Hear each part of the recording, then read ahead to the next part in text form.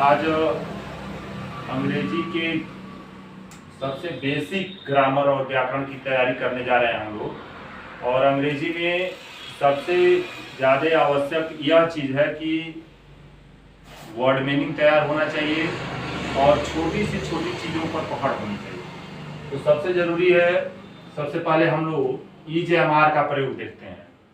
जो अंग्रेजी का जहाँ से स्टार्ट होता है वह EJMR से ही होता है।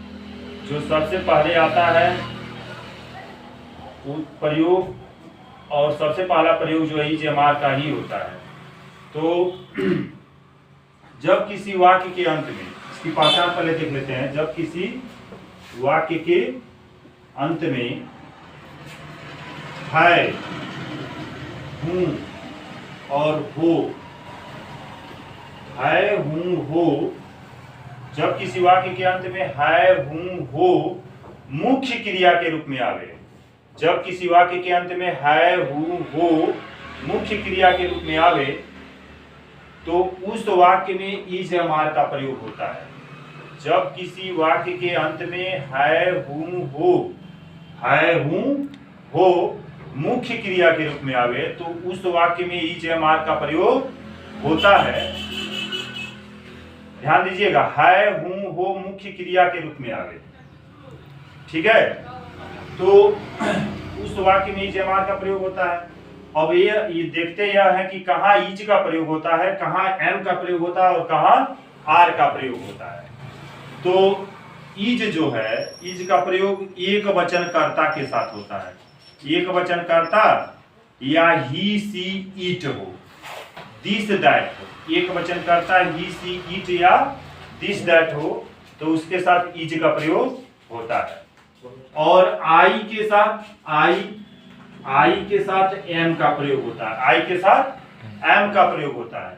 और कार का प्रयोग जो है बहुवचन करता हो, यानी प्लूरल नंबर सब्जेक्ट हो, बहुवचन करता हो और बहुवचन करता हो, और उसके साथ ही यू हो, यू एक प्रोनाउन हो, है, यू हो, दे हो, वी हो, तो इनके साथ भी आर का प्रयोग होता है।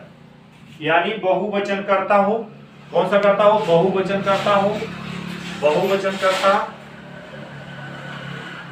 यू, दे, वी के साथ आर का प्रयोग होता है, आई के साथ एम का प्रयोग होता है, और एक वचन कर्ता के साथ और ही, सी, ईट के साथ, दिस, दैट के साथ ईज का प्रयोग होता है। तो अब एग्जांपल देखते हैं। एग्जांपल्स, मान लीजिए आ गया,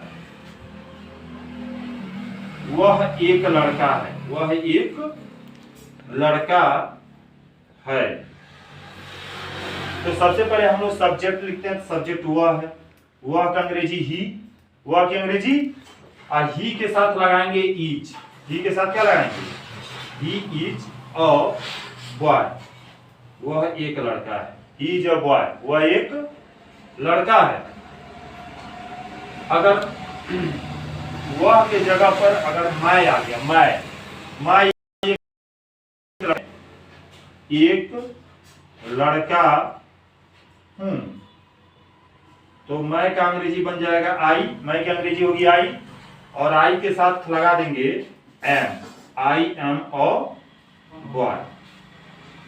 मैं एक लड़का हूं, मैं एक लड़का हूं, तो ही के साथ लग गया ईच, यानी एक वचन करता हो और ही हो, सी हो, ईच हो, तो उसके साथ लगाते हैं ईज, और आई के साथ लगाते हैं एम। अगर बहुवचन का कर्ता आ गया, बहुवचन यानी प्लूरल नंबर सब्जेक्ट आ गया, तो उसके साथ लगाते हैं आर। क्या लगाते हैं, आर। अब देखते हैं इसका एग्जांपल।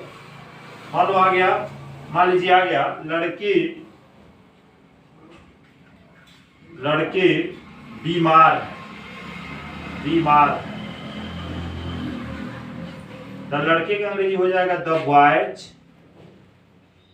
देखिए लड़के का अंग्रेजी होगा बॉयज, बॉयज, लेकिन उसके साथ द लगाना पड़ेगा, आर्टिकल द लगाना पड़ेगा, क्योंकि द लगाने से अगर दौ नहीं लगाएंगे तो पूरी दुनिया के लड़के बीमार हो जाएंगे।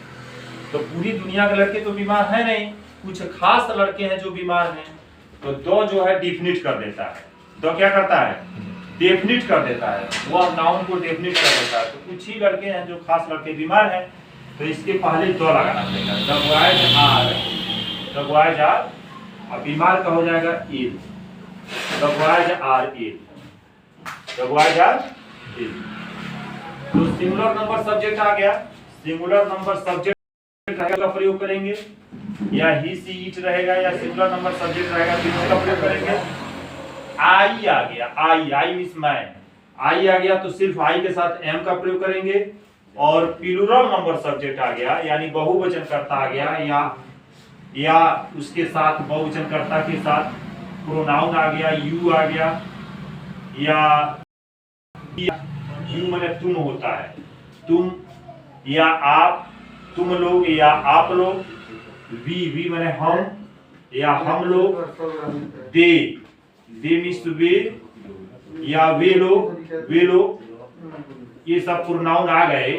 या दीज आ गया, दीज माने ये होता है, या दोज आ गया, दोज मीन्स वे हो गया। ये संकेतवाचक सर्वनाम होते हैं, आगे चलिएगा आप लोग पढ़िएगा, ये संकेतवाचक सर्वनाम होते हैं। इनके साथ भी आर का प्रयोग होता है, इनके साथ भी। तो आर का प्रयोग बहुवचन कर्ता के साथ, यू के साथ, बी के साथ, दे के साथ, दीज के साथ, दोज के साथ आर का प्रयोग हो जाएगा। फिर से सुनिए, एक वचनकर्ता के साथ इज, एक वचनकर्ता ही सी इट के साथ इज, आई के साथ एम, और बहुवचनकर्ता you we they these those के साथ आर का प्रयोग करते हैं। और यह अंग्रेजी का सबसे पहला प्रयोग है, यह अंग्रेजी का सबसे पहला प्रयोग है ईजेएमआर का प्रयोग। यहीं से बहुत से प्रयोगों का अध्ययन करना पड़ता है अंग्रेजी के लिए। अंग्रेजी अच्छे से जानने के लिए, समझने के लिए, बोलने के लिए, समझने के लिए अंग्रेजी के लिए प्रयोग, उनका ज्ञान एकदम आवश्यक है। बिना अंग्रेजी प्रयोगों के ज्ञान के अंग्रेजी का न बोल सकते हैं, न लिख सकते हैं, न समझ सकते हैं। तो सबसे पहला प्रयोग यह है ईजेएमआर का प्रयोग। अब इसके बाद अगर वीडियो हम डालते हैं, आप लोग उसको देखिएगा, उसके बाद आगे का प्रयोग होगा और बताया जाएगा। अभी ईजेएमआर में और भी बातें हैं जो बता दी जाएंगी। बहुत बहुत